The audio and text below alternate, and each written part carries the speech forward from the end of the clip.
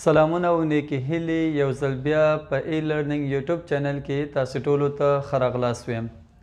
په دې هیله چې په خپل ورځني چارو کې کامیاب او سرلوړي اوسئ. لکه څنګه چې په ابتدایي ویډیوګانو کې موږ د پارټس آف سپیچ په اړه لږ څه وضاحت مو وړاندې کړی و. په یاده ویډیو کې موږ د پارټس آف سپیچ په تعریف باندې همدارنګه د پارټس آف سپیچ برخې اوپن سیسټم ایلیمنټس، کلوز سیسټم ایلیمنټس او یو څه نور ورته موضوعاتو باندې یو څه تدریس هم وړاندې کړی و. په نننۍ ویډیو کې موږ نن یو له دغه پارټ سپیچ څخه را اخلو او په هغه کې تاسو ته په لنډ ډول سره لږ څه تفصیل یا تشریحات درکوو. زموږ د نن ورځې موضوع هغه ناون یا هم اسم دی. پارټس سپیچ په 8 برخو باندې ویشل کیږي. یو له دغه 8 برخو څخه یې هم ناون یا هم اسم دی، کوم چې زموږ د نن ورځې ویډیو درس عنوان دی. راځو په ابتدا کې د ناون انګلیسي تعریف اخلو. موږ د ناون دوه ډوله تعریف اخیستی شو، یو لنډ تعریف او بل مکمل همدارنګه بشپړ او اوږد تعریف موږ د ناون په باره کې لرلی شو. لومړی راځو ناون یا هم اسم لنډ تعریف څه دی. Noun is a naming word which is used to name a person, place or a thing. اسم یو نومونکی کلمه ده کوم چې استعمالیږي ونوموي یو شخص، ځای او چیز. یعنی اسم داسې یو کلمه ده چې د وظیفه یا دنده نومونه ده. د نورو انسانانو، د نورو ځایونو او د نورو چیزونو د نومولو لپاره به موږ د اسم نه استفاده کوو. نو دا د اسم لنډ تعریف ده. Noun is a naming word which is used to name a person, place or thing. اسم یو نومونکی کلمه ده کوم چې د یو شخص، ځای او چیز نومولو لپاره استعمالیږي. د مثال په ډول سره موږ کله چې یو شخص نوموو پرسن، نو دې لپاره موږ یو اسم لرلی شو. فار ایگزامپل موږ ویلی شو سټوډنټ. نو سټوډنټ که فنکشن یا د سټوډنټ وظیفې ته وګورو نو دی اصل کې ناون دی، ځکه دا سټوډنټ داسې یو چیز لپاره استعمالیږي چې هغه شخص یا انسان دی. سټوډنټ it is a noun، دا یو ناون دی ځکه دی دلالت په یو شخص، په یو کس باندې کوي. لکه په پلیس کې موږ مثال اخیستی شو. فار ایگزامپل ایرپورټ. ایرپورټ هم موږ سره یو ناون دی او دا ایرپورټ هوایي میدان ته ویل کیږي کوم چې یو ځای دی. نو موږ ویلی شو ایرپورټ از ا ناون. ایرپورټ یو ناون دی ځکه د یو ځای نوموي. په تنګ یا چیز کې هم موږ ویلی شو بوک یعنی کتاب. نو کتاب یا بوک دا یو ناون دی، یو اسم دی. ولې؟ ځکه د یو چیز نوموي. نو هر هغه کلمه چې یو شخص، ځای، چیز نوموي په انګلیسي کې داسې کلماتو ته ناون یا هم اسم ویل کیږي. دغه تعریف چې کوم موږ وکړه دا مکمل او یا هم جامع تعریف نشي کېدی. نو د دې لپاره چې د اسم په باره کې موږ مکمل او تفصیلي ډول سره پوه شو، راځو د اسم بشپړ تعریف اخلو. Noun is the name of a person, place, thing, animal, quality, quantity, idea or activity. دا د ناون مکمل تعریف دی. Noun is the name of person, place, thing, animal, quality, quantity, idea or activity. راځو معنی ته.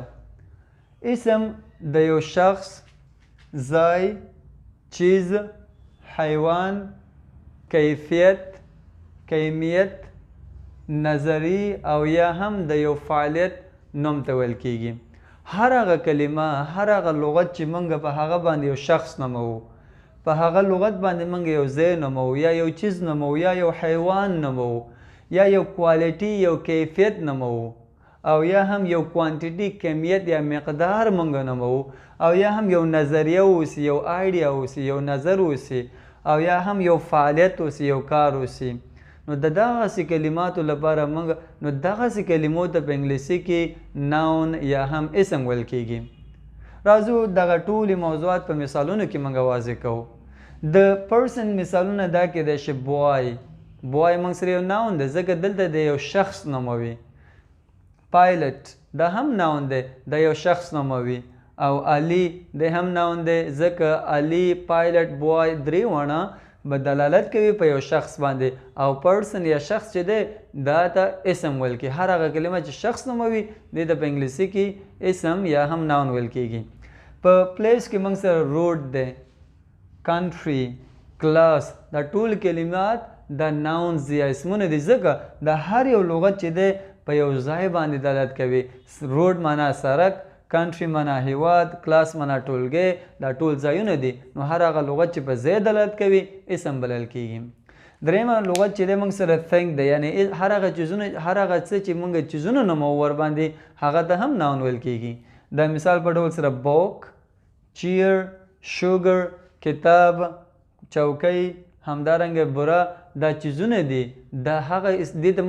دا چیزونه دي او همدارنګه دا ناون هم کېدی ځکه دا د یو چیز نومولو لپاره استعمال شوی دی. ورپسې په انیمل حیواناتو کې موږ سره د شیپ، الیفنټ، کاو.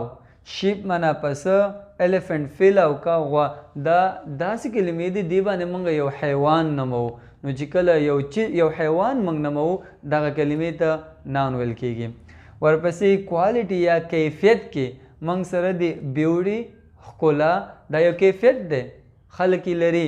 مثال آنیسټي، صداقت یو کیفیت دی چې خلک یې لري. کایندنس، مهرباني، دا یو کیفیت دی، یو ځانګړنه ده، یو خاصیت دی چې انسانان یې لري. نو کله چې یو کیفیت، یو ځانګړنه موږ نوموو نو دغه نومونه دې ته ناون ویل کېږي. کوالټي، دا کوالټي دی. بیوټي چې دی دا کوالټي ناون د ښکلا ته ویل کېږي. بله موضوع بیوټیفل دی. بیوټیفل دی بیا اجیکټیو کېږي، دی همغه چیز د ډسکرایب لپاره یا د شلې لپاره راځي. همدارنګه آنیسټي او کایندنس درې واړه موږ سره کوالټي یا هم د یو چیز ځانګړنه یا هم د یو چیز په کیفیت کې راځي. نو هر هغه چیزونه چې هغه کیفیت اوسي، د یو چیز ځانګړنه اوسي، موږ ناون بولو. ورپسې کوانټیټي مقدار کې یا کمیت کې څنګه مثالونه دي لکه ټون دی، من ته ویل کېږي.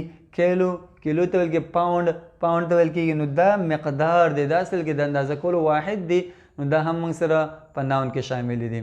همدارنګه بله چې د آیډیا یا نظریه کې هر هغه څه چې موږ فکر کوو ورباندې، هغه څه چې موږ دماغو کې لرو یا موږ ورباندې موږ یو ډول سوچ کوو ورباندې، دغه چیزونه د آیډیا یا نظریه ویل کېږي. مثال لکه ډیسیژن، دا یو پریکړې ته ویل کېږي، دا یو نظریه ده. اګریمنټ، توافق، دا یو نظریه ده. او ایجوکیشن، تعلیم، دا درې واړه آیډیاز یا نظریې دي. نو دا ناونس کېدی شي. همدارنګه ورسې چې د اکټیویټي، چونکې د کار یا د فعل لپاره موږ د ورب څخه استفاده کوو، خو کله چې تاسې د یو کار د نومونې لپاره غږیږئ، یعنې هغه کار کوئ نه، هغه کار ترسره کونه نه کوئ، بلکې دغه کار نوموئ، د یو اسم ورکوئ، دې ته ناون ویل کېدی شي. نو اکټیویټیانې عموما موږ د جرنډ فارم اف ناون چې دی یو موضوع د انګلیسي ګرامر کې تاسو ته وروسته ویډیوګانې جوړې شي انشاءالله. نو دغه ورب کې چې کله انجی ورکو نو دغه کار یا دغه فعالیت نومونې ته ویل کېږي. نو ځکه موږ ویلی شو چې ناون از د نیم اف ان اکټیویټي، اسم د یو کار یا د یو فعالیت نوم ته هم ویل کېږي. لکه مثال په ډول سره رن، منډه وهل ته ویل کېږي، ورب دی، خو دغه عمل چې دا منډه وهنه ده دې ته رننګ ویل کېږي. نو دغه عمل چې موږ کله نوموو دی به ناون اوسي موږ سره.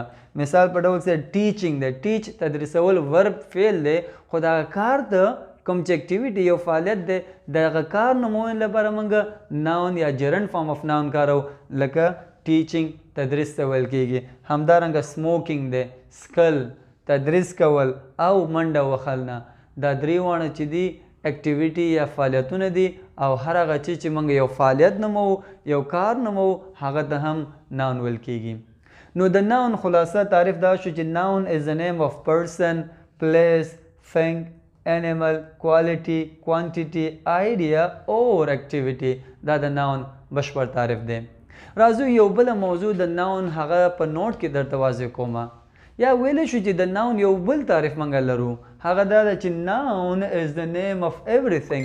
و اسم چې دی د هر چیز نوم دی، هر هغه چیز چې شتون ولري، هر هغه څه چې موږ ورباندې فکر کوو، هغه څه چې یعنی موجود اوسي، دغه ټولو چیزونو نوم ته یا نومونې ته ناون ویل کېږي. خو بیا noun is the name of everything that we can see. هر هغه څه چې موږ لیدی شو دا noun بلل کېږي. that we can touch، هر هغه څه چې موږ لمس کوی شو دا noun بلل کېږي. that we can smell، هر هغه څه چې موږ بوی کوی شو دا noun بلل کېږي. that we can taste هر هغه څه چې موږ ذایقه معلومولی شو دغه چیز ته ناون ویل کیږي. that we can feel هغه څه چې موږ احساسولی شو ناون بلل کیږي. and that we can hear او هر هغه څه چې موږ اوریدی شو نو دغه 5 حسونو یا 6 حسونو باندې چې موږ یو څه درک کوی شو یا پوهیدی شو دغه ټولو کلماتو ته ناون ویل کیږي. خلاصه دا شو چې هر هغه څه چې په ماحول کې یا زموږ په ټولنه کې یا خوا او شا کې شتون ولري نو دغه هر یو چیز چې شته دې ته موږ په انګلیسي یا په ګرامر له نګاه نه ناون یا هم اسم ویل کیږي. دا اوس موږ د ناون په باره کې لنډه ویډیو موږ دلته د ناون هغه شارټ انټروډکشن هم وکړه یعنې د ناون هغه تعریف هم وکړه او همدارنګه د ناون لږ څه مثالونه هم واخیستم. ناون کې بیا ډېر زیات اقسام دي. ناون اړوند ډېر زیات نور ګرامري موضوعات راځي. ټول به انشاءالله موږ په راتلونکي ویډیو کې تاسو ته وړاندې کوو. په دې هیله چې له نننۍ ویډیو څخه به مو یو څه زده کړی اوسي. تر راتلونکي ویډیو پورې تاسو ته ښه وختونه.